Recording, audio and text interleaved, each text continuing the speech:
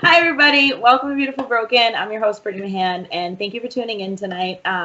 This episode means so much to me because it is my cousin, and she honestly has started our family in America because my Bava and Bavu came from Portugal and Brazil. They had their oldest daughter who had her. So she has started our first ride of being in America, which I'm super happy and excited about. I want to bring in Lucas, but I'm not sure if his microphone is working. Lucas, how are you doing? Okay. All right. So we're having technical difficulties with Lucas. This makes me really sad. But I'm going to actually just bring in my cousin Jeanette then, because she is here and she's ready to go. So, Jeanette, how we doing? Hey, I'm doing great. How are you? Good, good. Okay, everyone. So most of you might be wondering, why are you bringing your cousin in as a guest? She is one of the most influential people in my life due to the struggles that she has faced in her life and that she has overcome. And to kind of just like originally start this conversation, I just wanted to talk to you, like I wanted to show the audience your 2-minute video that you did, because to me, a lot of people nowadays love to judge based off appearance, based off the way people look. And through the video that I created, it's simply just showing people your heart and showing what's behind the scenes. And I think that's more important than what the outside appearance is. So if we could go to that video to kind of show the audience a little bit about Jeanette.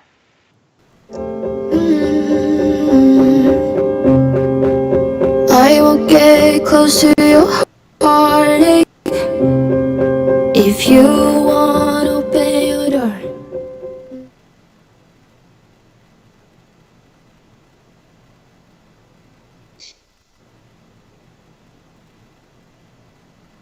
Dear addicts, you are not alone.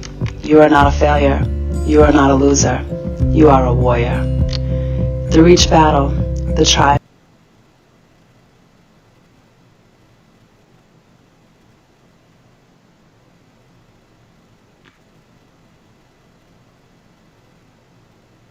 and the tribulations, I would have never thought that I'd look in the mirror today and call myself a woman with amazing grace.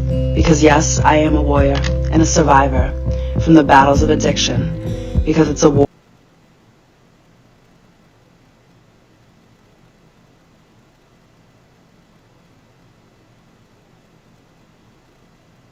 zone, filled with lows and highs and in-betweens. And guess what? I survived. I get you. I understand you. And as a matter of fact, there are many of us out here.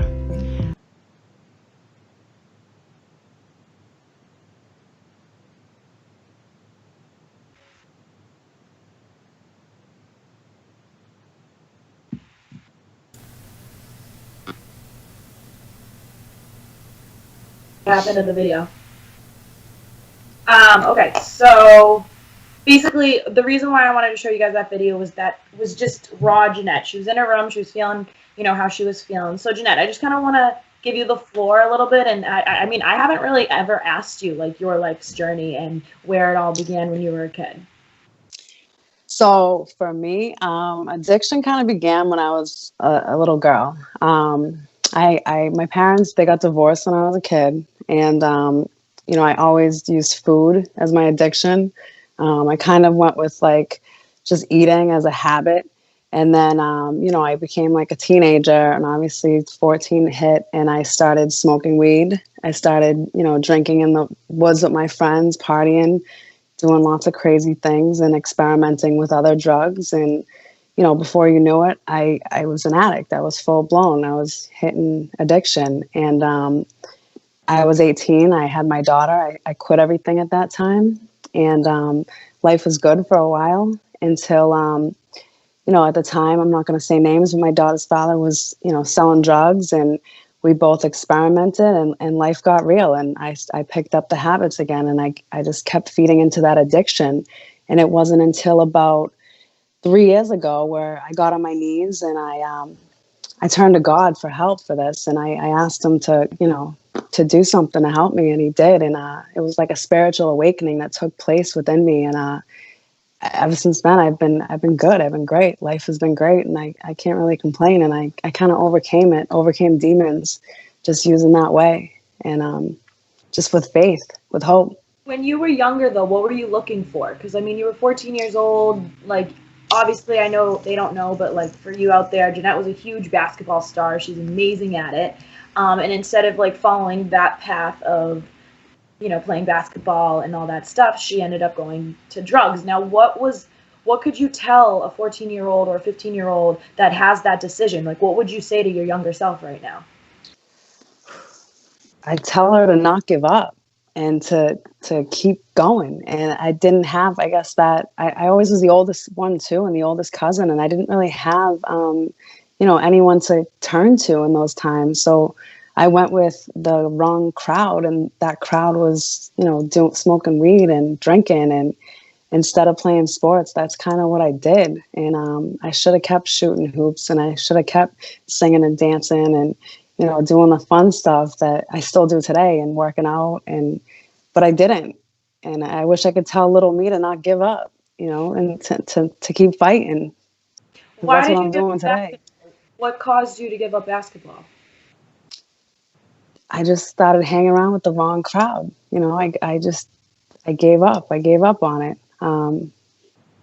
Was it a lack of self? Like, did you not believe in yourself? Is that what stemmed? Like, is that where it stemmed from, or? Yeah, a little bit. I didn't believe that I could do it. I didn't believe I was good enough. I just didn't have the confidence, and that's where it really came from. Just not being able to, tell myself you could do it. And today I'm like, you could do it. I think so that's like what's so beautiful about me being, I'm the seventh cousin. I'm younger than you. And I'm seen you fall, and I've seen you struggle, and I've seen you get back up. And it is the most empowering thing for me as an individual to be so blessed with an older cousin like you, because not only did I see you fall, but like I always saw you pick yourself back up. And I was like, okay, if Jeanette can do it, then I can do it. And I didn't take certain roads in my life because you took those roads, and I love you so much. And I saw you get so hurt. So I was like, no, I can't hurt like her, because I hurt when I saw you hurt. So I was like, how can I just wanted to make you proud. Like, that's honestly all I ever wanted to do. And so here we are on our own show doing our thing. And what was the breaking point for you? Was it, because you had a daughter super young, and then you kind of went back to drugs. So what was your breaking point after you had your daughter? Watching my daughter as a teenager put me in that same view of, oh my gosh, how am I going to stop myself from, maybe having her become that or show her that. And it was more just being honest. And I could see in her eyes the pain of her looking at me and seeing her mom as an alcoholic drinking. And, she could see something was not right with me. And that was my breaking point. And, I wanted to have a relationship with her. I wanted her to always have confidence. And today, if you see my daughter, she is more confident than anyone you'll ever meet in your life. I always taught her, don't take no shit from anybody. So, she's that kind of girl. And that's really what made me just turn everything around. And I'm so happy and blessed that I did. I love that, because I know Marissa very well. And yes, she is just one of those girls that I feel like she's a ray of sunshine, but she definitely let you know when she wasn't getting something she needed. You know what I mean? Yeah. Like, you guys had that clear, open communication where when she was upset with you, she was able to tell you, like, hey, Mom, I'm upset. This isn't cool. And you listened. And I think for parents out there, like, I know I'm not a parent, but I am a child. So I do know how children would want to get treated by their parents. And I think the number one thing that they are looking for is just someone to listen to their voice and make them feel like what they say matters. Right. And I think that's awesome that you and Marissa have that clear line of communication. What was the transition of being a kid into motherhood like when you were so young? Well, I don't recommend it to anyone. I'm just keeping it real. I recommend, teenagers, you guys stay pure, you guys stay safe and protected.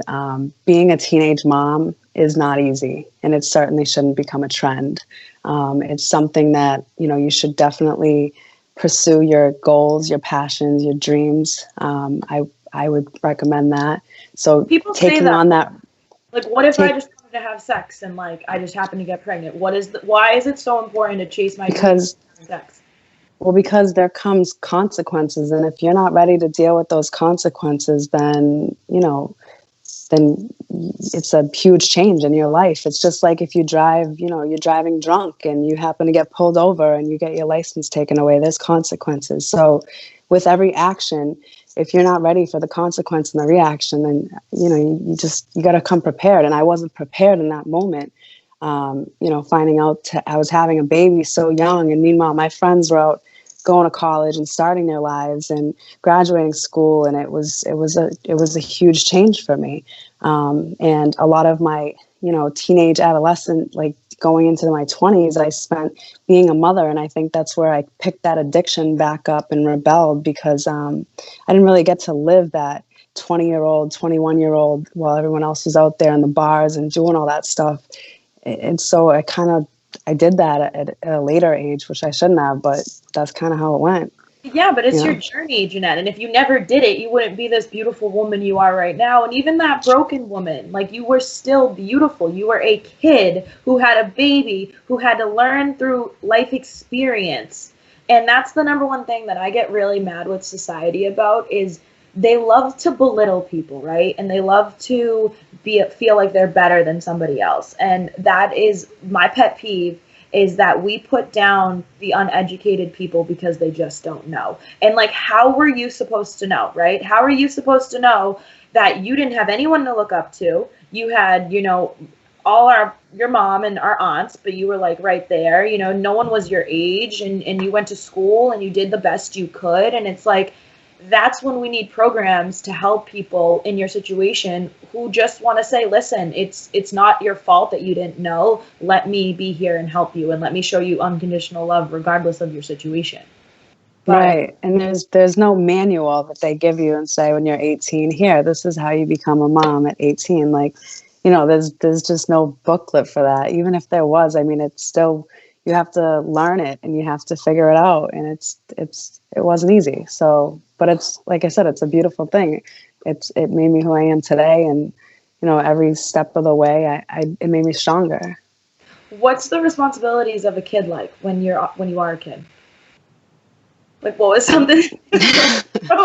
All right. The responsibilities of, I mean, it's like you have to grow up real fast. So you have to put aside all of your, childhood ways and try to teach a child how to act. And that was really tough for me, because I act like a big goofy kid, I think, still today. So that's why I love you. So, I mean, doing that was extremely difficult, but it was part of the journey. You guys, we are going to run to a quick commercial break, and when we come back, we're going to actually have a flashback, so you can see Jeanette throughout the years of how she turned into the woman today. Okay? Okay, cool. Hey, look, it's those guys. What's good? What's up? What's happening today? Let's do those pearly lights, man. Yeah! The boys, check it out.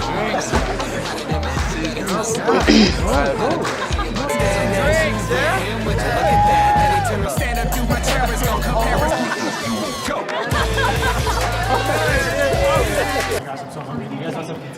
Ooh, cute. Are you good to drive? I'm fine. Hey girl, what's up? What's your name? What's good? What's up? How many did you have? I should be fine. You should be. Sir, go and step out of the vehicle for me. Yes, sir. See ya, buddy. Today, Sean's got a hearing. We'll see how it goes. Good luck. So turns out, buzz driving and drunk driving, they're the same thing, and it costs around $10,000. So not worth it.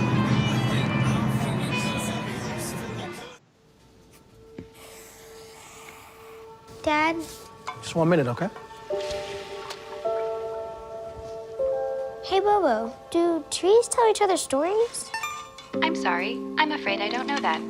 Hey, Yeah, why don't we go find out? it's pretty cool.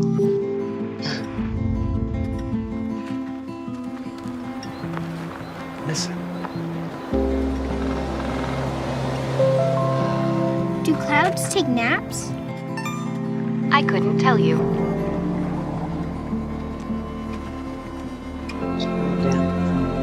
Can birds draw pictures? I don't have an answer for that. Dad, do stars visit their friends? Look!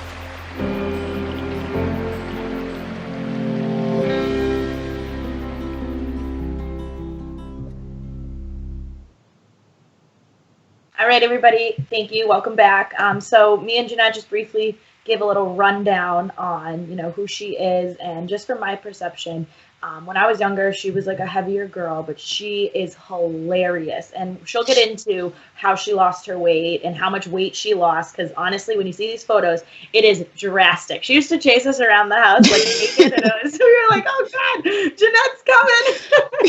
You remember that? I do. I'd kind of moon you guys and be like, ah, like come after you. Deanna would be like, no, Jeanette's going to come and moon us. Yes. So everyone, let's take a look back on Jeanette's years.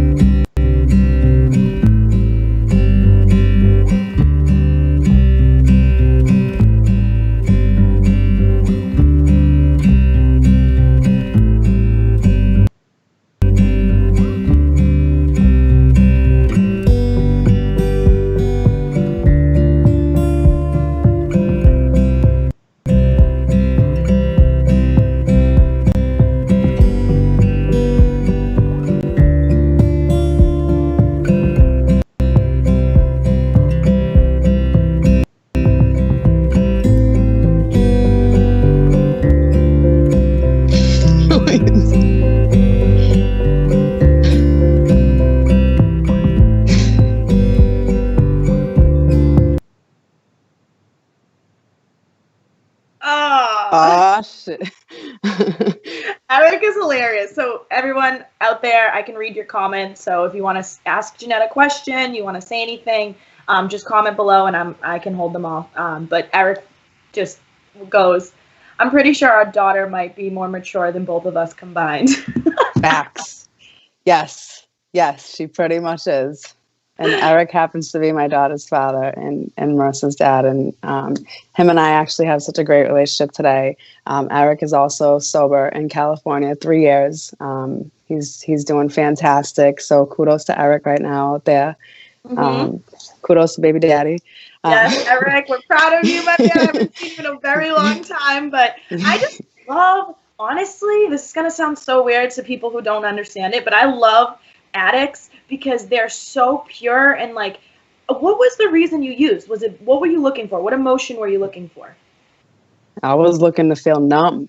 When you want to use, you just want to feel numb from everything. Like you want to just be numb from your pain, numb from the world, numb from fear. I was always afraid of the unknown and wondering what was out there. And when I could drink and I could, smoke weed, it was like I got the superpowers where I was able to, tackle anyone and do anything. And I had no fear. And being sober, though, it's even better. You have like a I'm like Superwoman, you know. I can I can do so much. Yeah, and it's like I had to jump over the hump and get over the fear and tackle that, and doing that has changed a lot. You know, God has a lot to do with that as well. So yeah, I mean, whatever higher power you believe in is a beautiful thing, because like the only thing I've ever tried is smoking weed. Other than that, I just couldn't. And I had a panic attack and I called the ambulance on myself. It was just not for me.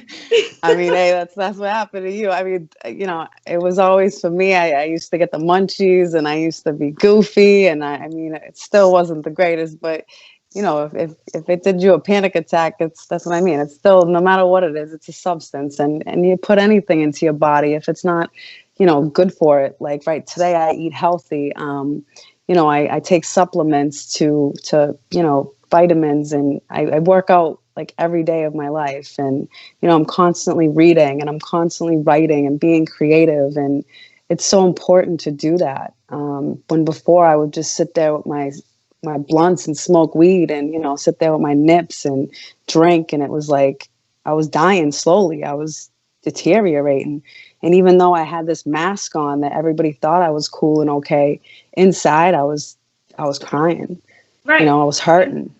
Oh, thank you for sharing that. Thank you for being honest and vulnerable about that, because like I just did a lot of thinking about the early 20s, and like what music were you listening to in the early 20s? I mean, don't knock my music, but I love Biggie and hip hop, you know, Biggie Smalls, Tupac, Mobb Deep, you know, some Nas, some Jay-Z. Jadakiss is one of my favorite rappers. Like that was it. But you know, in those songs, a lot of it is, you know, smoking weed, drinking liquor, and you know, that has an influence to do with a lot of it as well. And definitely, you know, when I was cruising, smoking my blunts, I was definitely bumping some Biggie and Tupac. Absolutely. And that's what I still, do, I right? can't even lie. I still do. I mean, you can't take that out of me. And that's the thing why I love you so much, is that like it's not, you're not trying to be this perfect person, right? Like you enjoyed your life, you know, you went down a path that it burnt you, and you're like, okay, I'm gonna clean up. But I think the beautiful story that you have is you cleaned up for love, Jeanette. And that's what people need to realize, is like when an addict wants to clean up, they clean up because they find a purpose, they find meaning, they find love. And correct me if I'm wrong, but I was interviewing people on the street, right? And they were using heroin. So obviously a step further than you did. And I literally I was with Lucas, and I'm like, I just want to talk to a heroin addict. I'm just trying to understand, what is a heroin addict chasing? Like, I just don't get it. And these heroin addicts are like, I'm a heroin addict. You want to talk to me? And I was like, yeah, come over here. So I started talking to them, and they're like, we're just looking for a high. Like, he's like, well, when I was 7, my mom gave me heroin. And so my mom died. So when I do heroin now, and this dude's like 38, and he's like, and when I do heroin now, it makes me feel like I'm with my mom. And then this other guy was like, yeah, like heroin is just the best feeling in the world, and you're just willing to die for it because it's such a good feeling, and you just want it again and again. And I was like, would you ever, if you could have not done it, would you have not done it? And he's like, yeah, but no one else loved me in my life, so why not live for something, right? And I was like, oh my goodness, it's so sad. Like, yeah, I mean, a part of using it was because I did feel unloved, and I was insecure, and I had to smack myself around, beat myself up, you know, hit myself in the, you know, some bags, and realize that I am loved. I do love myself, and you know, I have a purpose, and it's definitely not to be high. It's definitely not to be drunk, and you know, I don't want to go back to that way about myself, because I love being sober today. I love sharing my story. I love spreading love to people. I love, you know, just making people smile and making people happy and giving just love. That's what the world should have, is more love. I mean, I feel like I should hug you through the screen, but you know, that's what the world needs. It needs more love instead of hate. And a lot of people, you know, they're hurting. And the problem out there is hurt people. They do hurt people, and a lot of those addicts are hurting inside, and they're around each other, and they don't got no love. They just need that, you know. And my message is that, you know, if I could give them a piece of advice, it would be just have some hope. I know this is not supposed to be religious, but I ask for Jesus to come into their heart and be like, yo, come in here and just forgive me and just give me a new life. And life really does get better. It did for me. But just a message of hope to someone. It's all you really need. Right. It sets you I just free. can't stand, because like, that I've been at the top. Like, I've been around celebrities, I've been around pro athletes, and it's like, when we came from our family, all I wanted was love too, just like you. And I saw you try to get it, and Jeanette and Doreen and Ashley and Alicia and Deanna, and I'm like, what am I missing? Like, where is this happiness? Where is this love that we all want? And then it really, really, really starts with you being nice and loving yourself and having hope that there is somebody out there that will love you for exactly as broken as you are. And yes, I got to the top. I'm single, by the way. Yes, that is single, gentlemen. Bachelorette over here. Actually, so good. We have a whole list of bachelorettes. Let's go. Jeanette, Deanna. Yeah. Hey, that's the next show, maybe. No, I'm just kidding. Dear Bachelorette. But that's like the point of like why I wanted you guys on this show as first guests, because your hearts are so pure, and this is the biggest thing that I want to say to everyone out there. This girl has been broken. This girl has been stepped on. This girl has been abused. She's been neglected. She's been abandoned. She's hurt herself. Like, there's nothing that hasn't broken her heart. And she still, you just heard her say it, wants to give love out to the world. That is rare. That is not normal. Usually people are like, I'm hurt, I'm bruised, I'm broken, that's it. No one's coming near me. No one's ever going to love again. And they give up on love. My family does not give up on love. We are willing to die for it, and we are not willing to give up on love. That's for damn sure. That's right. And you can't let those hits. I mean, I'm still breathing. I'm still standing. And, I think it was like a Rocky Balboa movie. Like, it's not how many times you get hit. It's how many, it's if you can get up from those hits. And I've definitely gotten up from each and every hit stronger, more powerful. And I'm definitely not going to copy the person that did me dirty. I'm instead going to, go my own path and spreading love and sharing smiles with people and happiness and just keeping it real is just the way I think it should be. Then definitely, I think negativity is what kills people.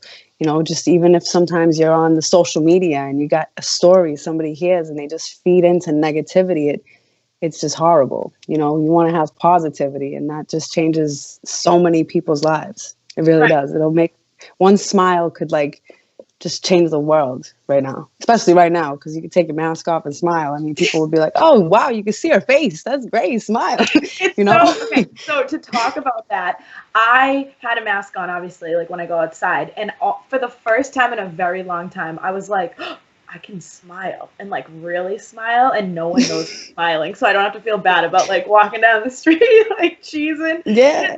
When you are as happy as you are, don't you kind of sometimes feel uncomfortable to be as happy as you want to be in society? Because, like, you see, oh, you don't? Okay, sometimes I feel bad. Nope. Sometimes I'm like, I'm in my own world, smiling, I'm chilling. Nope. I'll put my music on, I'm dancing, I'm smiling, and I just don't let it faze me. And my advice to you is don't let it bother you. Be happy. And you know what? If somebody's going to judge you for being happy, then that's something wrong with them. Right. So so let's go into weight loss for a second, because you are a beautiful queen who has definitely transformed. When you were younger, what was your heaviest weight? I was definitely like 180 pounds as a kid. When I had Marissa, right before I went in there, I was 240 pounds. No, really? Yeah.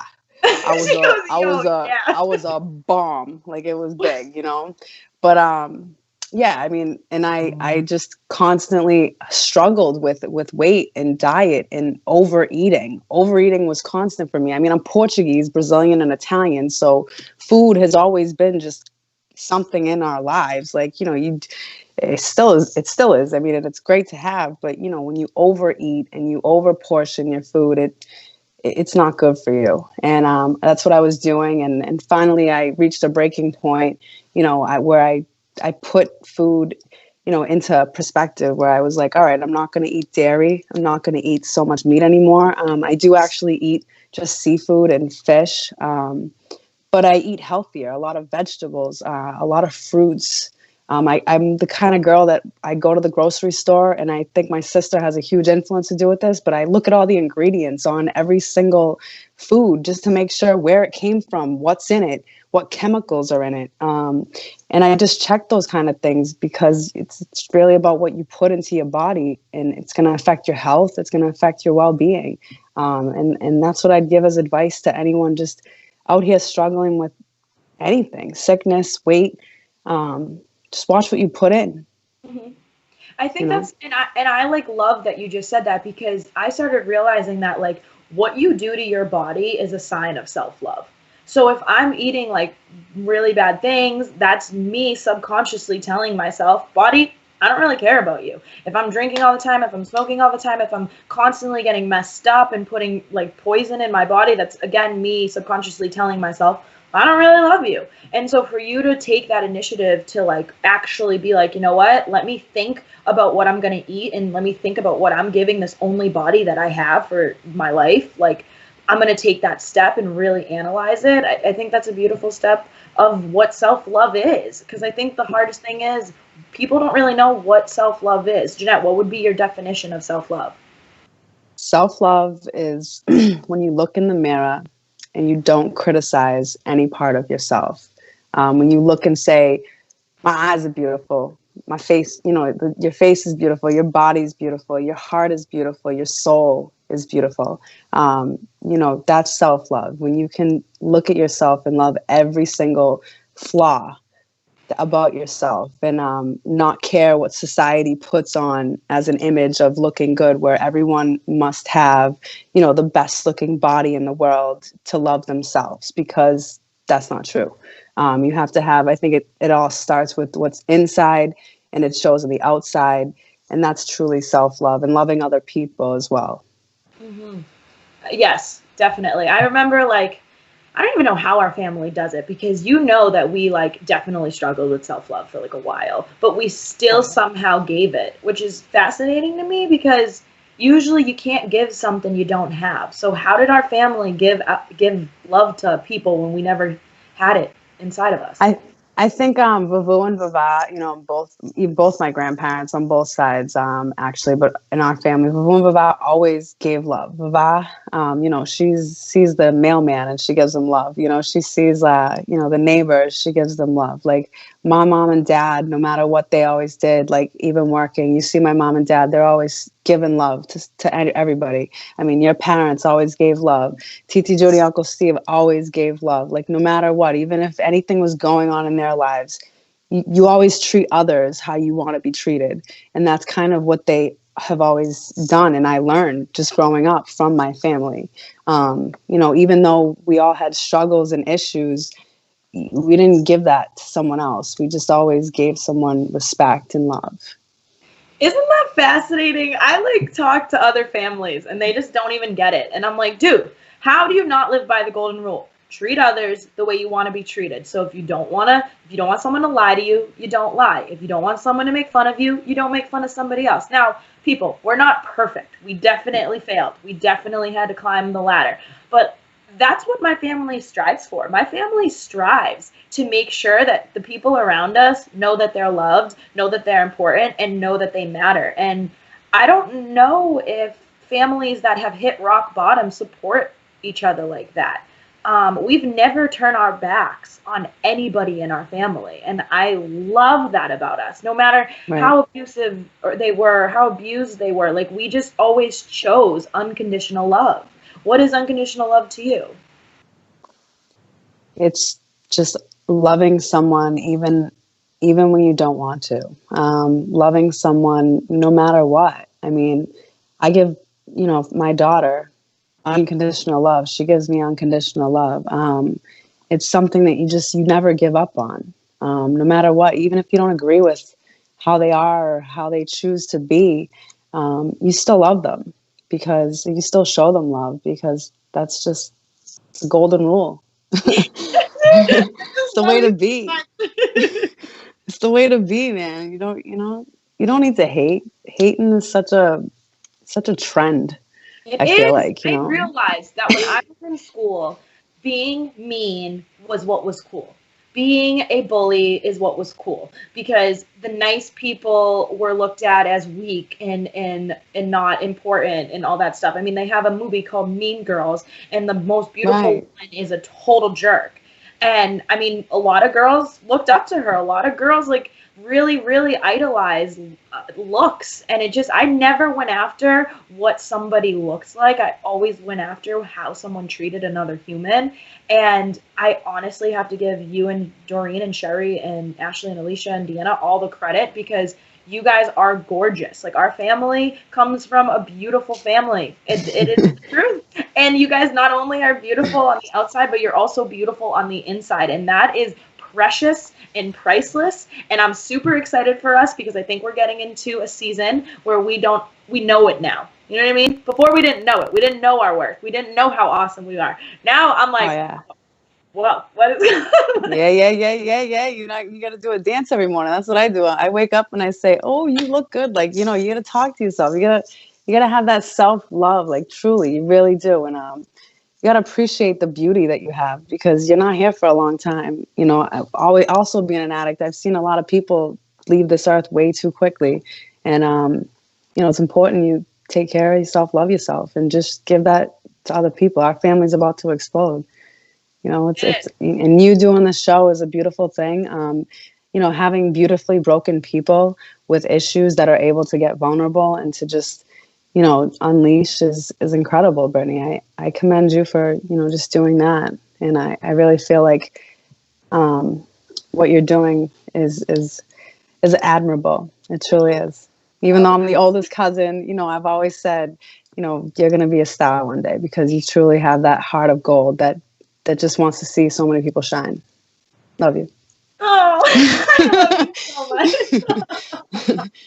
Don't cry now. No crying. No tears. No tears. I know. I'm trying to keep it together over here. I just saw, being the seventh cousin, I just saw so many older people that I love hurt, and I just couldn't help them because I was the younger cousin, right? Like, who wants to listen to the younger cousin? She's so much younger than me. And so all I could do was love you guys when you were at your lowest because I was like, I think that's what they need. Like, I don't know why that's what I thought you needed, but I was like, I think that's what she needs. So I'm going to come in there and I'm going to be the low lover. You did too. When you're at your lowest, I'm going to come in and just pick you up. And you did. And in those moments, like, they help so much. And you are a part of, my life that helped me in those dark moments because there was moments where I felt like no one loved me, but little Brittany came in with her, cute little sunshine, and she lightened my life. And I said, "Wow, my little cousin loves me. Like, my family does love me. Like, wait a second, I need to stay around for this." So, yeah. I wasn't gonna cry. Oh, I didn't know that. Cause yeah, you play a huge part in my comeback.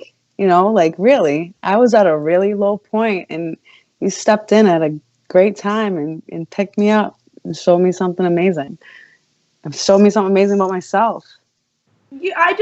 Jeanette, your heart is so pure and like you are such a good person. Like the way you want to make people laugh, how hard you work as a mom, like to be the leader of our pack and have no guidance. Like it's just, that's the stuff that I admire in people. I don't admire what car you drive. I don't admire how much money you have, bro. Like, I don't care about that. Like, I care about who and how do you make the people around you feel. And Jeanette, you've always been that. I was that ray of sunshine for you because when I was that little girl, you were that ray of sunshine for me. Like, we all slept on my Vava's floor. Like, it wasn't like we had this glorious. Sorry for all the mooning too. I didn't mean to do it. I wouldn't moon you now. I mean, I'd probably get in trouble for that. I mean, whatever. But that's just like, that's just life, and that's one of the things that I'll never forget, is like just sitting on the floor with all our cousins and you coming home and you being loud and outgoing and goofy. Like, that's what made us all want to be goofy. Like, we saw a gorgeous woman having a fun side, and so like I can't act like I'm this prim and proper woman that's like, okay, I do my makeup and I do my hair and like I'm just this. No, I'm goofy, I'm loud, I'm annoying, I'm funny. Like, we're all these things. You gotta be. Yeah. We are. Okay, so we have like 10 minutes left. I can't believe this just went by so quickly. But first let me ask you, what makes you your higher self? What makes me my higher self? Having faith. Definitely believing in God, and just knowing that I was born with a purpose. All those dark times, praying, it helps me a lot of the time, just getting on my knees and asking God for help. And that makes me get higher and higher. Like, I get high on Jesus. It might sound crazy to some people, but you get a dose of that gospel and I swear you get high.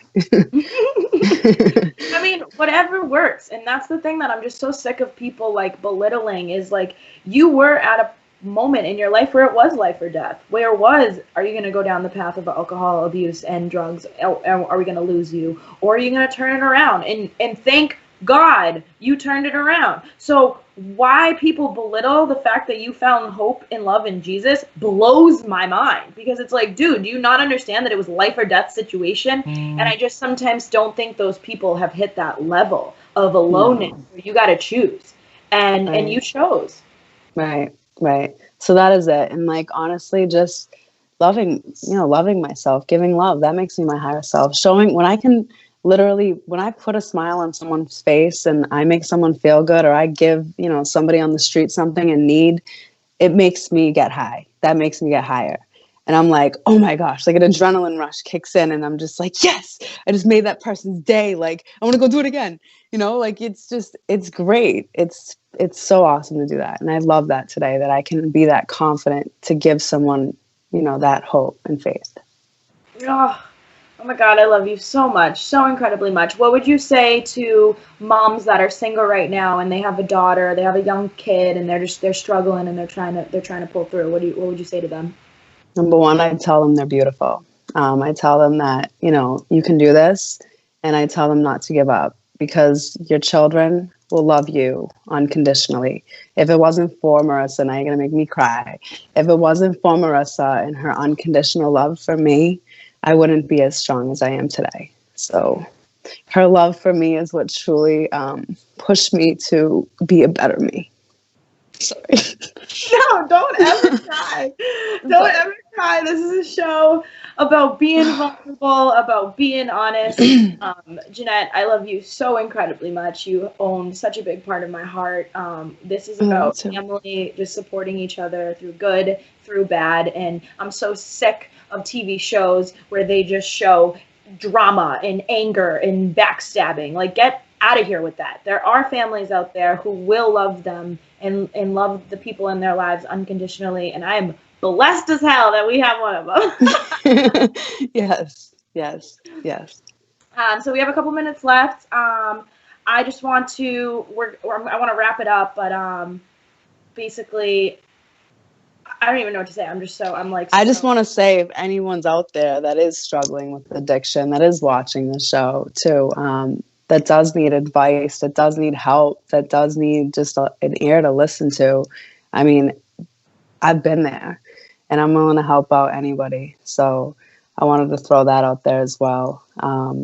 Just because I know, especially in times like today, in these times where everybody's stuck in the house and they don't know what to do, you need some workout routines, you need like some good healthy ideas.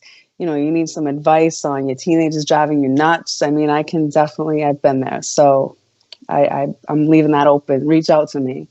Where can they find you, Jeanette?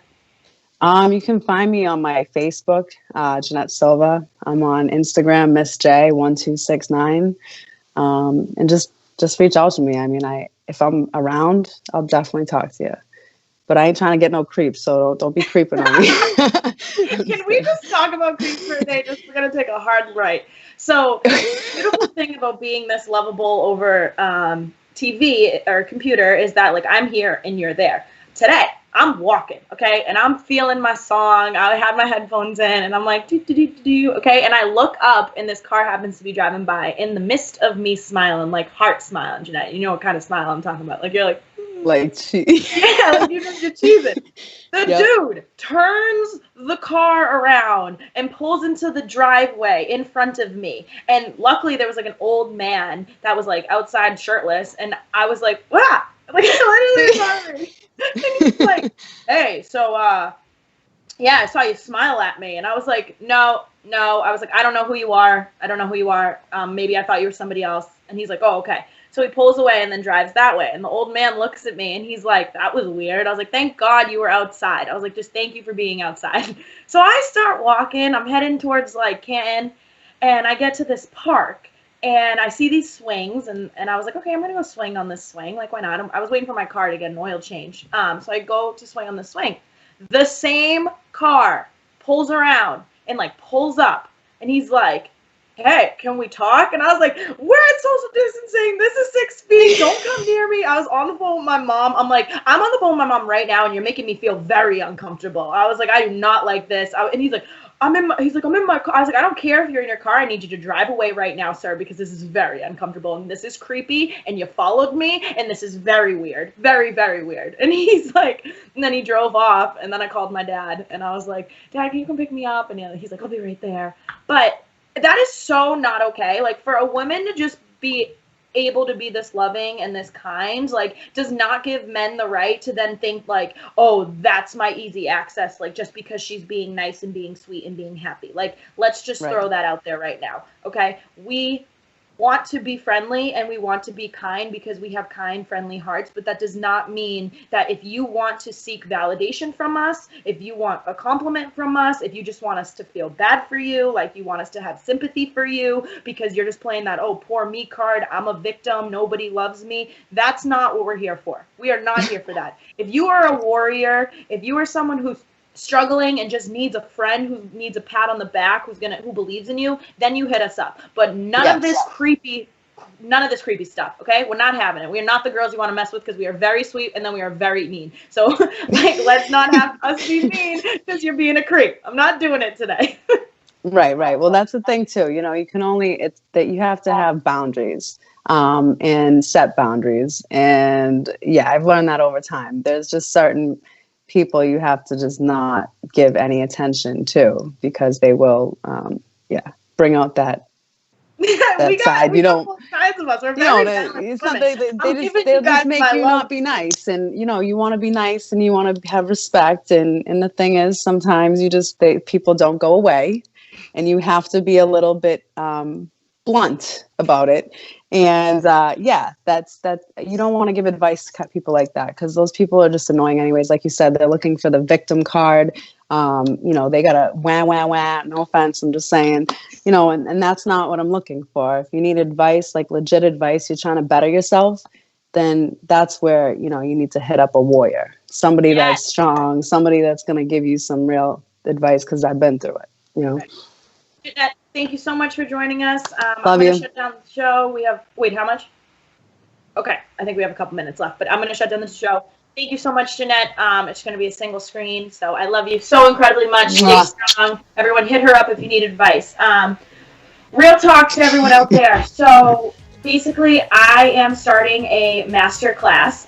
It is going to be all about teaching people how to love, and it's going to be teaching people how to love themselves, how to love people they hate, how to love their ex-boyfriend who cheated on them. It's going to be like a list of different categories. And my first video is going to drop this Thursday. So stay tuned.